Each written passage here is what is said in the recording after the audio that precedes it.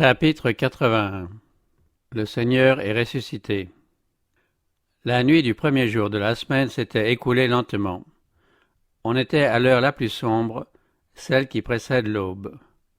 Le Christ restait prisonnier dans sa tombe étroite.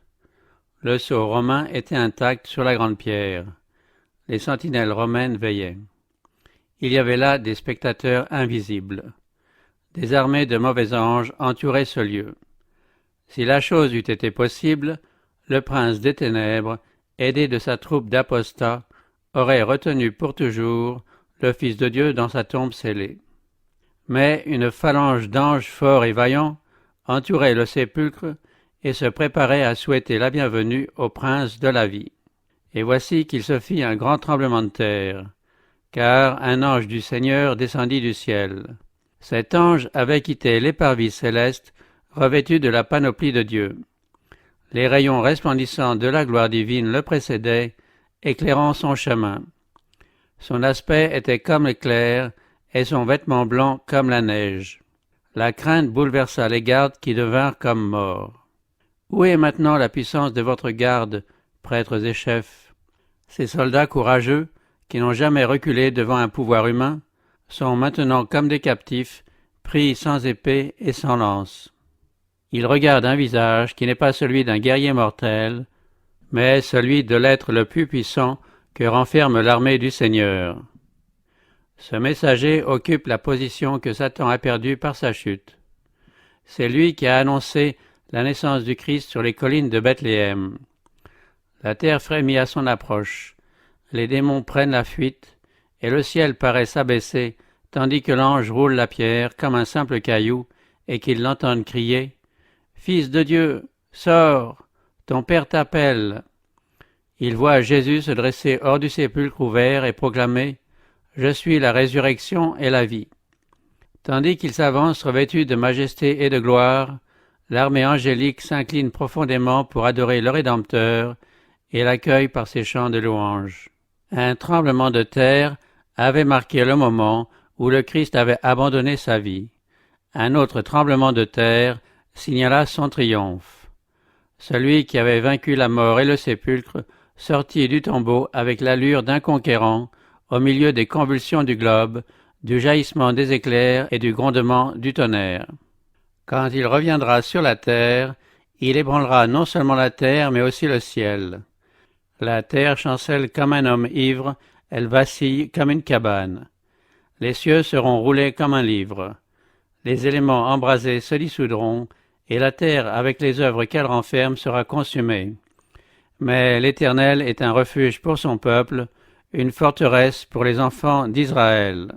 À la mort de Jésus, les soldats avaient vu la terre enveloppée de ténèbres en plein midi. À la résurrection, ils virent la nuit illuminée par la splendeur des anges, et ils entendirent les habitants du ciel chanter d'une voix joyeuse et triomphante « Tu as vaincu Satan et les puissances des ténèbres, tu as englouti la mort dans la victoire. » Le Christ sortit glorifié de la tombe, à la vue de la garde romaine.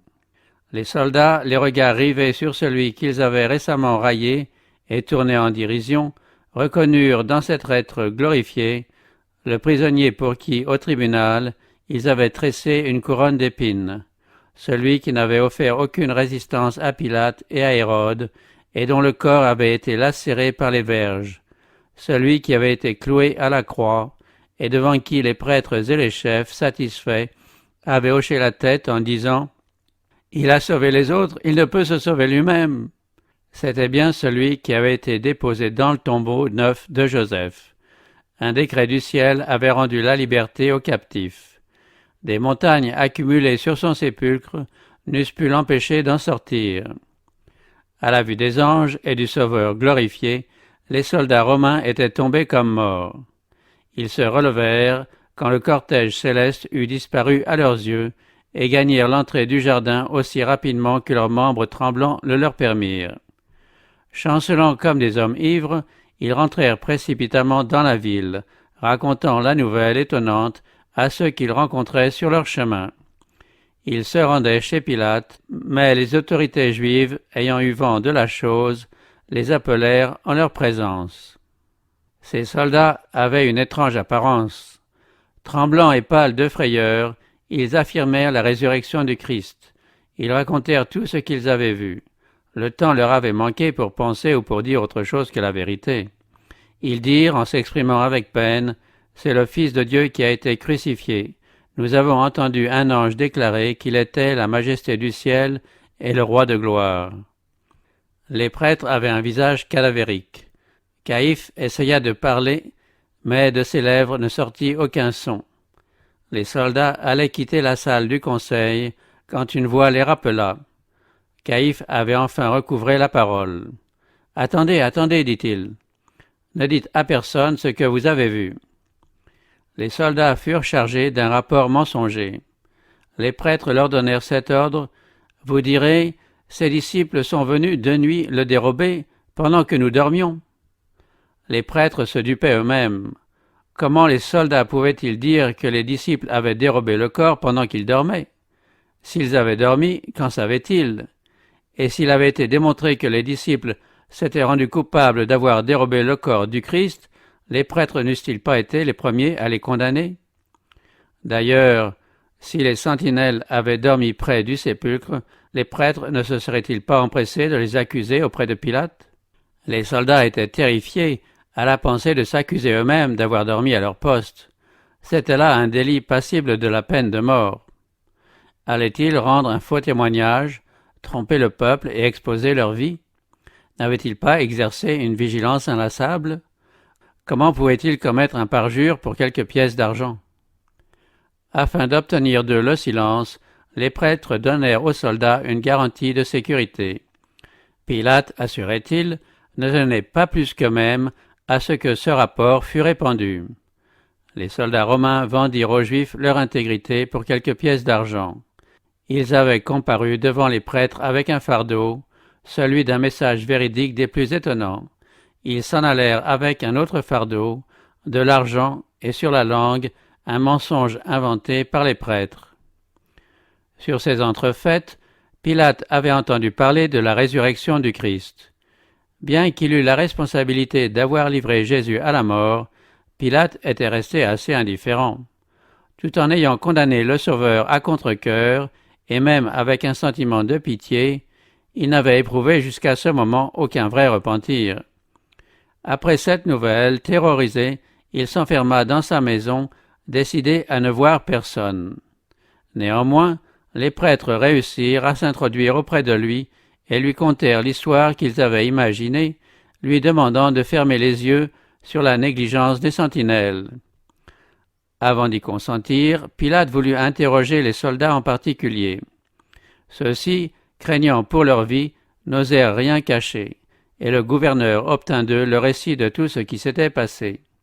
Il ne poussa pas les choses plus loin, mais dès ce moment, il ne connut plus de repos. Satan avait triomphé lorsque Jésus fut déposé dans le sépulcre. Il avait osé espérer que le Sauveur ne reviendrait pas à la vie. Il revendiquait le corps du Seigneur comme sa propriété. S'efforçant de retenir le Christ dans sa prison, il plaça sa garde autour du tombeau. Quand ses anges prirent la fuite à l'approche du messager céleste, il devint fou de colère. En voyant le Christ sortir triomphant, il comprit que son royaume, à lui, était destiné à prendre fin et que lui-même devrait périr. En mettant le Christ à mort, les prêtres s'étaient fait les instruments de Satan. Ils étaient maintenant entièrement en son pouvoir, pris dans un filet d'où ils ne pouvaient sortir. Il ne leur restait qu'une chose à faire, poursuivre la lutte engagée contre le Christ. En apprenant la nouvelle de sa résurrection, ils redoutèrent la colère du peuple et se virent en danger. Une seule chance de salut leur restait, soutenir en niant la résurrection que le Christ avait été un imposteur. Ils corrompirent donc les soldats, et, ayant obtenu le silence de Pilate, ils répandirent au près et au loin leurs faux rapports. Mais il y avait des témoins qu'ils ne pouvaient réduire au silence. Plusieurs avaient entendu le témoignage rendu par les soldats à la résurrection du Christ. D'autre part, quelques-uns des morts qui étaient ressuscités avec le Christ apparurent à plusieurs, déclarant qu'il était ressuscité. On vint dire aux prêtres que certaines personnes avaient vu ces ressuscités et entendu leur témoignage. Les prêtres et les chefs vivaient dans une crainte continuelle de se trouver face à face avec le Christ, soit dans les rues, soit chez eux. Ils ne se sentaient en sûreté nulle part. Les verrous et les barres offraient un faible abri contre le Fils de Dieu. Jour et nuit se représentait à leur esprit la scène du tribunal avec les paroles qu'ils avaient proférées, « Que son sang retombe sur nous et sur nos enfants ». Cette scène ne devait jamais s'effacer de leur mémoire. Ils ne devaient jamais plus goûter un sommeil paisible. Quand l'ange avait fait entendre sa voix puissante près du tombeau du Christ en disant « Ton Père t'appelle », le Sauveur était sorti du sépulcre grâce à la vie qu'il possédait en lui-même. Ainsi se trouvaient vérifiées ces paroles « Je donne ma vie afin de la reprendre. J'ai le pouvoir de la donner et j'ai le pouvoir de la reprendre. » La prédiction qu'il avait faite aux prêtres et aux chefs était accomplie. « Détruisez ce temple, et en 3 jours je le relèverai. » Le Christ avait proclamé triomphalement sur le sépulcre ouvert « Je suis la résurrection et la vie. » Un Dieu seul pouvait parler ainsi. Toutes les créatures ne vivent que grâce à la volonté et à la puissance de Dieu. Elles vivent dans un état de dépendance à l'égard de la vie divine. Depuis le séraphin le plus élevé jusqu'à l'être animé le plus humble, tous sont alimentés par la source de la vie. Celui-là seul qui est un avec Dieu pouvait dire « J'ai le pouvoir de donner ma vie et j'ai le pouvoir de la reprendre. » Le Christ possédait, dans sa divinité, la puissance qui lui permettrait de briser les liens de la mort. Le Christ s'est relevé d'entre les morts, comme les prémices de ceux qui dorment. Il était l'antitype de la gerbe que l'on agitait dans le temple, et sa résurrection eut lieu le jour même où cette gerbe était présentée devant le Seigneur. Cette cérémonie symbolique avait été célébrée pendant plus de 1000 ans. On ramassait les premiers épis mûrs dans les champs, et quand le peuple accourait à Jérusalem pour la Pâque, la gerbe des prémices était agitée devant le Seigneur comme une offrande de reconnaissance. C'était seulement après cette cérémonie que les blés pouvaient être fauchés et liés. La gerbe consacrée à Dieu représentait la moisson. De la même manière, le Christ, en tant que prémisse, représentait la grande moisson spirituelle qui doit être introduite dans le royaume de Dieu. Sa résurrection est le type et le gage de celle de tous les justes. Si nous croyons que Jésus est mort et qu'il est ressuscité, croyons que Dieu ramènera aussi par Jésus et avec lui ceux qui se sont endormis. En se relevant d'entre les morts, le Christ entraîna avec lui une multitude de captifs. Des sépulcres s'étaient ouverts sous l'effet du tremblement de terre qui accompagna sa mort. Quand Jésus sortit du tombeau, des collaborateurs de Dieu qui avaient rendu témoignage à la vérité au prix de leur vie sortirent avec lui. Ils devaient maintenant être les témoins de celui qui les avait ressuscités des morts. Pendant son ministère, Jésus avait ressuscité des morts. Il avait rendu à la vie le fils de la veuve de Naïn, la fille d'un chef, et Lazare. Mais ces ressuscités n'avaient pas été revêtus de l'immortalité. Ils restaient, après leur retour à la vie, sujets à la mort, tandis que ceux qui sortirent du sépulcre lors de la résurrection du Christ ressuscitèrent pour la vie éternelle. Ils l'accompagnèrent au ciel, ainsi que des trophées de sa victoire sur la mort. Ceux-ci, dit le Christ en les présentant, ne sont plus captifs de Satan, je les ai rachetés. Je les ai fait sortir du sépulcre comme les prémices de ma puissance, afin qu'ils soient là où je suis, et qu'ils n'aient plus à subir ni la mort ni la douleur. Ces ressuscités entrèrent dans la ville et se montrèrent à plusieurs en disant « Le Christ s'est relevé d'entre les morts, et nous sommes ressuscités avec lui. » Rendus à la vie, ces saints attestaient la vérité de ces paroles. « Fais donc revivre tes morts, que les cadavres des miens se relèvent. » Par leur résurrection, cette prophétie commençait de s'accomplir. « Réveillez-vous, entonnez des cantiques de joie, habitants de la poussière, car ta rosée, ô Dieu, est comme la rosée de l'aurore, et la terre fera renaître les trépassés. » Pour tout croyant, le Christ est la résurrection et la vie. Par le Sauveur, nous retrouvons la vie que le péché nous a fait perdre, car il possède en lui une vie qui lui permet de ressusciter qui il veut. Il a le droit de communiquer l'immortalité. Il reprend possession de la vie qu'il a donnée étant homme, et il la communique à l'humanité. Je suis venu, dit-il, afin que les brebis aient la vie et qu'elle l'ait en abondance. Celui qui boira de l'eau que je lui donnerai n'aura jamais soif, et l'eau que je lui donnerai deviendra en lui une source d'eau qui jaillira jusque dans la vie éternelle. Celui qui mange ma chair et qui boit mon sang a la vie éternelle, et je le ressusciterai au dernier jour. La mort est peu de chose pour le croyant. Le Christ, en parlant d'elle, a dit « Si quelqu'un garde ma parole, il ne verra jamais la mort. » La mort du chrétien n'est qu'un sommeil, un repos dans le silence et l'obscurité. Si vous croyez, votre vie est cachée avec le Christ en Dieu, et, quand le Christ votre vie paraîtra, alors vous paraîtrez aussi avec lui dans la gloire. Le cri qui a retenti sur la croix « Tout est accompli » a été entendu même parmi les morts.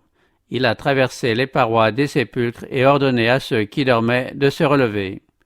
Il en sera de même quand la voix du Christ se fera entendre du ciel. Cette voix pénétrera jusque dans les sépulcres, elle en brisera les barres, et ceux qui sont morts en Christ se lèveront. Quelques sépulcres seulement furent ouverts lors de la résurrection du Sauveur. Mais lors de son retour, tous les morts qui lui sont précieux entendront sa voix et seront revêtus d'une vie glorieuse, immortelle. La même puissance qui a ressuscité le Christ d'entre les morts fera revivre son Église et la glorifiera avec lui, au-dessus de toute principauté, de toute puissance et de tout nom qu'on peut nommer non seulement en ce siècle-ci, mais aussi dans le siècle à venir.